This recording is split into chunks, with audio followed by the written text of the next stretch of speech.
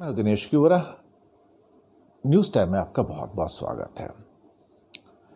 कश्मीरी अब अपना land cell कर पाएंगे किसी भी भारतीय को। सरकार ने कानून बना दिया है।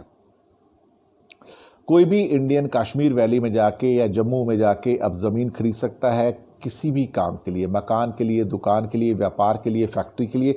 खेती की ज़मीन बस नहीं खरीद सकता है। ये कानून एक ऐसा कानून है, लेकिन इसके साथ एक थोड़ा सा पेच अड़ा हुआ है। पेच ये अड़ा हुआ है कि अल्टीमेटली क्या कश्मीरी, जो कि बेसिकली मोस्टली मुस्लिम पॉपुलेटेड है, क्या वो वैली में अपना लैंड बेचेंगे? क्या उनको लैंड बेचने की इजाज़त वहाँ पर जो लोकल ग्रुप्स हैं वो देंगे?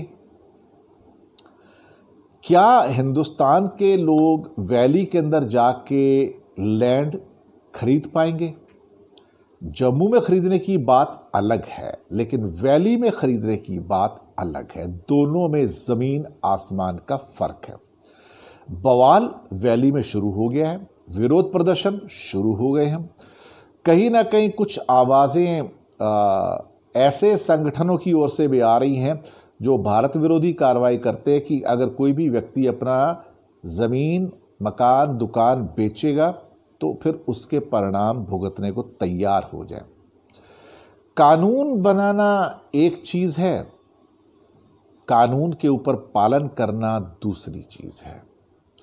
कहीं ना कहीं इस बात को आप एक बात समझने की कोशिश कीजिए कि जब कोई व्यक्ति जम्मू रीजन से शिफ्ट होके वैली में नहीं जा पा रहा है, 370 हटने के बाद भी नहीं जा पा रहा है, पंडितों की शिफ्टिंग का कोई कार्यक्रम केंद्र सरकार ने नहीं बनाया है, कोई योजना पे काम नहीं चल रहा है, इन हालातों के अंदर आप कैसे उम्मीद करोगे कि वहां पर अगर नॉन कश्मीरी वहां जाकर रहना चाहें तो उन्हें सुरक्षा कौन प्रोवाइड करेगा?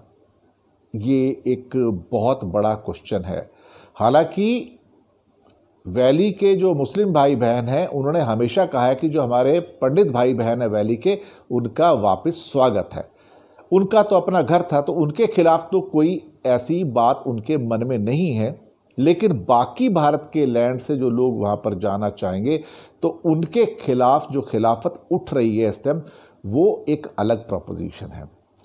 किसी पंडित के द्वारा या किसी जम्मू वासी के द्वारा वैली में लैंड खरीदना, उसके ऊपर शायद कोई भी विरोध नहीं होगा किसी का भी, चाहे वो हिंदू हो या मुसलमान हो या कोई और धर्म का आदमी हो।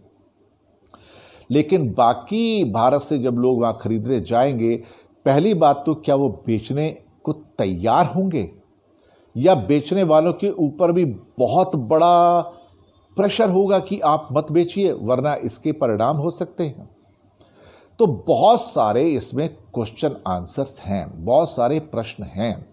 इन प्रश्नों का जवाब इतना आसान नहीं है जितना लोग समझ रहे हैं। एक्चुअली कानून बना देने से ज़मीनी हकीकतें इतना जल्दी नहीं बदलती हैं।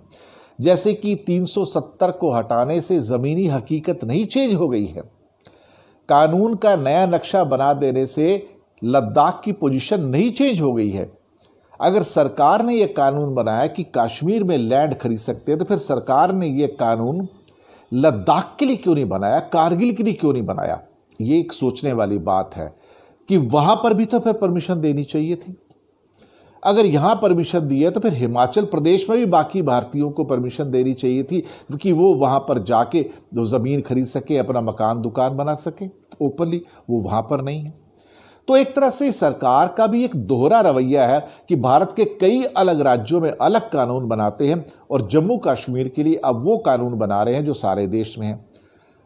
हिमाचल का मैंने उदाहरण इसलिए दिया कि वहां पर हम लोग जाकर, जो नॉन हिमाचल वासी हैं, ज़मीन नहीं खरीद सकते। हम लोग वहां जाके अपना घर नहीं बना सकते हैं। मैं आपको पहले बता दूं, ये कानून है और ये 371A है। 370 वहाँ है, लेकिन बहुत जगह 371A भी है। वो 370 का भाई है वो भी। तो कहीं ना कहीं सरकार के माइंड में भी जो बाइसेस हैं, जो प्रिजुडिसेस हैं, अब निकलकर सामने आ रही हैं। लेकिन इससे समस्या का समाधान नहीं होगा। हो सकता है इसकी वजह से शायद आग में घी डालने वाली बात और हो जाए, प्रोवोक करने वाली बात और हो जाए, और उससे हमारा ही नुकसान होगा। खैर, अब निर्णय हो गया है, अब इसके जो परिणाम होंगे सामने आएंगे तो हम आपको बताएंगे। जैसे जैसे कुछ कुछ होगा हम आपको बताते रहेंगे।